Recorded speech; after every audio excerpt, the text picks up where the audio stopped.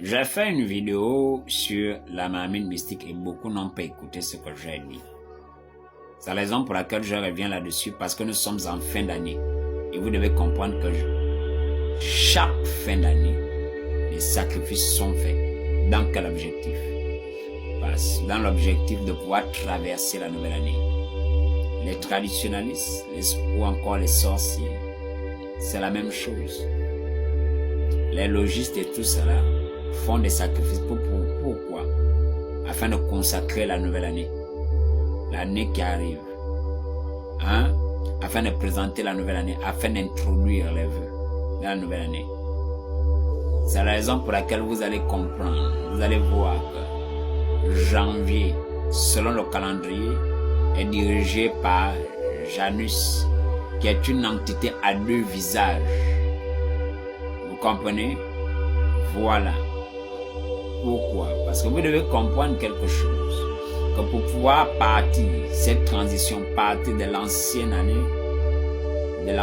année pour la nouvelle année, cette introduction, cette traversée nécessite un sacrifice. Il faut présenter la nouvelle année ou encore l'année qui suit à une entité, introduire vos vœux, consacrer. Vous comprenez? Et donc des sacrifices sont présentés. Des sacrifices sont préparés. Qui va-t-on sacrifier? Vous, votre grossesse, vos enfants? Qui? Vos parents? Alors on vous interpelle, vous ne comprenez pas. Donc je vais donc vous prendre mon exemple. Moi, on m'avait déjà sacrifié. Enfin, on avait déjà fini avec moi. Les membres du cercle auquel j'appartenais. Qu'est-ce qu'ils avaient fait? Qu'est-ce qu'ils avaient fait? Ils avaient fait quoi? Ils m'avaient déjà tué. Ils avaient pris ma chair, mis dans la mammine mystique. Donc, pendant que moi je marchais, je savais que j'étais déjà mort. Je savais que j'étais déjà mort. Je pouvais voir ma chair dans la mammine mystique. Vous comprenez? Lorsqu'on vous met dans la mammine mystique, vous ne mourrez pas n'importe. Lorsqu'on vous tue dans le monde mystique, vous ne mourrez pas n'importe. Ça, c'est le programme. Votre mort physique, c'est le programme. Vous comprenez? Lorsqu'on vous met votre chair dans la mammine mystique, est-ce que vous me suivez? Ça aussi, ça ne se bouffe pas d'un coup. Des semaines, des mois peuvent s'écouler, mais vous êtes toujours dans la mammine mystique. C'est un peu comme si on disait à des personnes que bon, il y a une bonne nourriture, mais c'est à midi qu'on mange. Tout le monde sait que c'est à midi qu'on va manger. Il y a une bonne nourriture. Chacun on est là. Ils sont là, ils sont impatients. On va manger, on va manger. Ils attendent, mais ils savent que la nourriture est calée. Mais ils attendent l'heure. Vous comprenez? De la même manière, dans le monde mystique, c'est déjà là, c'est calé. C'est votre chair qui est à l'intérieur de la mammine mystique. Ils savent qu'on mange. Là, ils attendent seulement le feu vert pour dire que c'est aujourd'hui qu'on mange. Aussitôt réunion pour bouffer votre chair. Vous comprenez? J'ai vécu ça. Et non seulement ma chair dans la mammine mystique, j'ai vu comment eux m'avaient découpé. Et comment ils m'avaient mis dans la mammine mystique. Et deuxième chose.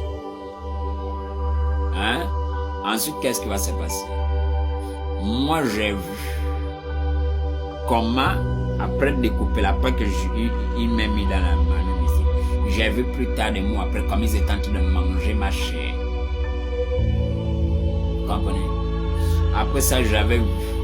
C'est-à-dire, il m'avait pris. On m'avait mis dans un cercle mystique.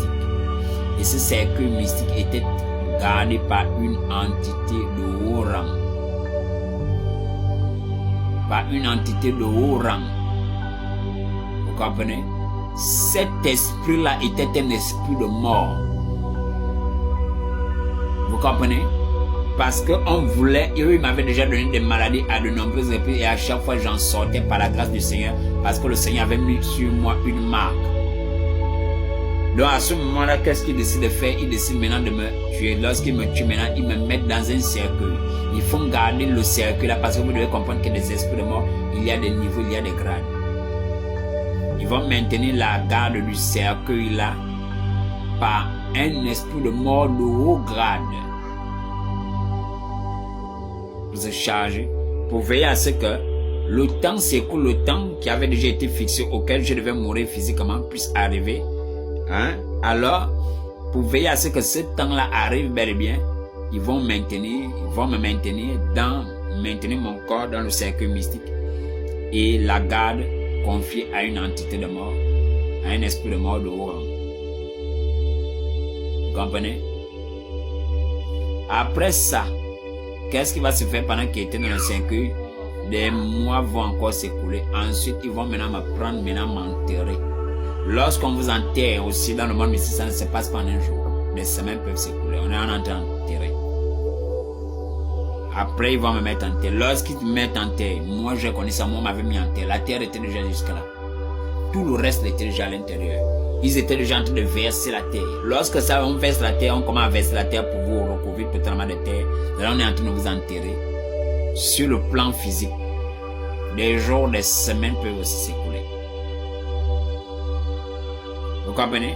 Et pendant ce temps, alors que je me décomposais, j'étais déjà en décomposition dans le monde mystique, sur le monde physique. Les personnes qui avaient l'odorat spirituel pouvaient sentir que là, j'hume l'odeur de la mort sur lui. J'hume l'odeur du pourri, de la pourriture. J'hume quelque chose, une odeur de putréfaction. Parce que quoi? J'étais en état de décomposition. Donc je dégageais cette odeur. Je portais le masque, c'était tout blanc. Les pommes tout blanc. Le corps tout entier tout blanc. Je ne ressemblais plus qu'à la mort. J'étais parti. Ils étaient en train de m'enterrer. Et physiquement, comme ça, juste comme ça, pas de rime, pas de grip, des choses coulaient, des trucs. Croyez-moi, c'est indescriptible. J'étais déjà parti.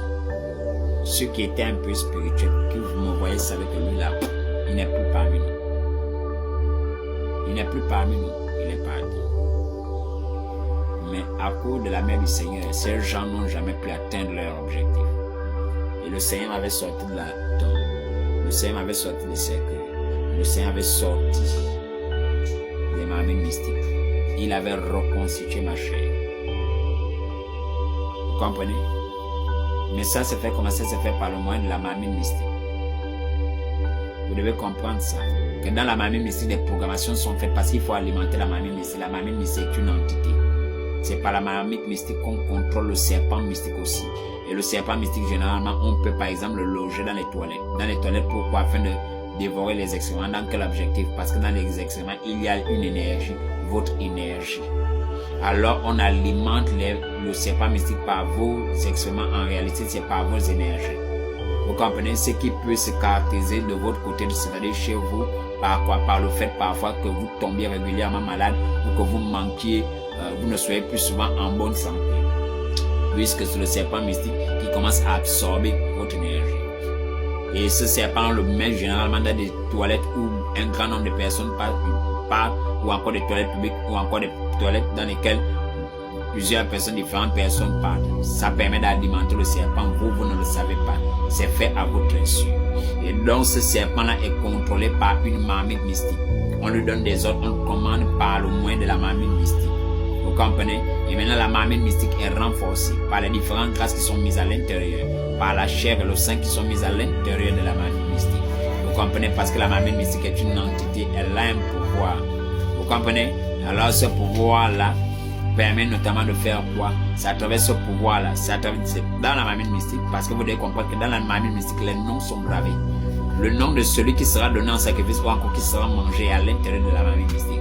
Après cette personne, il y a un second nom, c'est-à-dire il y a une liste de noms dont on va bien évidemment nourrir la marmite mystique. Parce que plus les sacrifices sont faits, parce que vos grâces sont dans la marmite mystique, toutes ces choses sont faites. Plus la marmite mystique est puissante, parce que vous devez comprendre que c'est un outil important. La marmite mystique peut soit provenir de l'esprit de forêt, peut être donné par les esprits de forêt, par le moyen d'un pacte à un individu, et maintenant ça sert à un cercle, ou encore c'est donné par le moyen des eaux, c'est-à-dire pour la marmite mystique peut provenir d'une entité des eaux donnée à un individu par le moyen d'un pacte. Vous comprenez? Et maintenant, la marmite mystique, elle devient forte par quel moyen? Plus vous l'alimentez en y mettant les grâces, les bénédictions, la santé des gens, le mariage des gens, toutes les grâces des gens, les vies des gens, les sacrifices, tout à l'intérieur, la marmite mystique devient puissante et elle a beaucoup plus de pouvoir de contrôler les vies, de lancer des attaques, de faire toutes sortes de choses.